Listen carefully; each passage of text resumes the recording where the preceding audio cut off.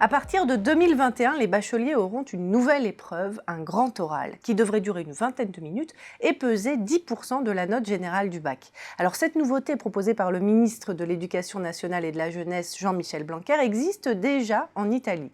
Quoi qu'il en soit, les lycéens vont donc devoir s'exercer à l'art oratoire. On en parle avec notre invitée Juliette Dross. Bonjour. Bonjour. Vous êtes maître de conférences en lettres classiques à la Sorbonne et vous êtes responsable du concours d'éloquence de la Sorbonne. Alors quand on parle d'art oratoire, c'est une technique finalement, donc j'imagine qu'il y a des clés à connaître.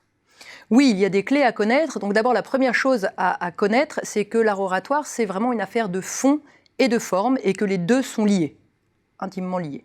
Et ensuite, oui, il y a des clés à connaître. Alors, il y a beaucoup de clés différentes à connaître, mais les clés principales, c'est ce qu'on appelle les moyens de persuasion, qui remontent à la codification antique de la rhétorique. On pense souvent que pour persuader, il suffit d'argumenter, de donner des arguments. Alors ça, c'est vrai que c'est un des moyens de persuasion, qu'Aristote appelait le logos, mais il y en a deux autres. Le deuxième, c'est ce qu'on appelait l'éthos, qui veut dire littéralement le caractère, et qui correspond à l'image que l'orateur va construire de lui-même dans son discours. Et cette image, il va l'adapter à l'auditoire auquel il s'adresse, pour que cet auditoire, tout simplement, ait envie de le croire et envie de l'écouter. Par exemple, un orateur va pouvoir avoir intérêt à rappeler ses origines communes avec l'auditoire auquel il s'adresse. Donc ça, c'est le deuxième moyen de persuasion. Et le troisième, c'est ce qu'on appelle le pathos, donc littéralement les passions ou les émotions. Pour persuader, il faut jouer sur les émotions, déterminer quelles émotions on veut soulever chez son auditoire. Et c'est vraiment l'articulation de ces trois moyens de persuasion qui aboutit à un discours réussi. Alors justement, une fois qu'on a ces clés, quelque part, c'est la recette pour faire un discours réussi, comme vous dites. Est-ce qu'on ne peut pas craindre une certaine uniformisation de tous les discours? Et est-ce qu'on peut ne pas douter après de la sincérité, justement, de l'orateur? Alors cette question de l'uniformisation des discours, elle est réelle, mais il me semble qu'en donnant des clés ou des codes, on ne va pas uniformiser les discours, on va simplement permettre à l'originalité, à la personnalité de chacun de mieux s'exprimer. Voilà, avoir des clés, ça ne veut pas dire faire tous le même discours. Quant à la question de la sincérité, c'est vrai que c'est une question qui se pose. L'orateur est-il sincère lorsqu'il parle?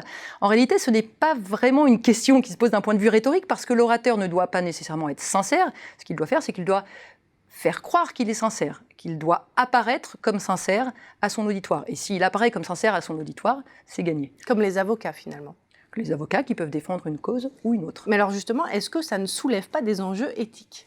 Alors assurément, ça soulève des enjeux éthiques, et ces enjeux éthiques, ils ont été soulevés dès les origines de la rhétorique, puisqu'il y a eu un conflit dès les origines de la rhétorique entre les philosophes et les rhéteurs. Les philosophes reprochant aux rhéteurs de viser non pas le vrai, mais le vraisemblable, et donc de rompre d'une certaine manière le lien entre le langage et la vérité.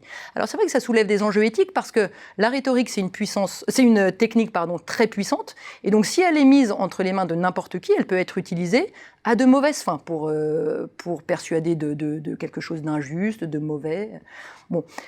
Donc est-ce qu'il faut la rejeter? Je ne pense pas. Le fait de former le plus grand nombre possible justement à la rhétorique, alors ça permet certes de leur donner les clés de concevoir eux-mêmes un discours qui soit persuasif, de bien parler, mais ça donne aussi les clés nécessaires à l'analyse des discours que l'on reçoit. Et de ce point de vue, je pense que la formation à la rhétorique, c'est une formation qui est très importante dans une perspective citoyenne, et qu'il est important qu'on l'on forme les lycéens, les futurs citoyens, à cette discipline. Merci beaucoup Juliette Dross. Merci à vous.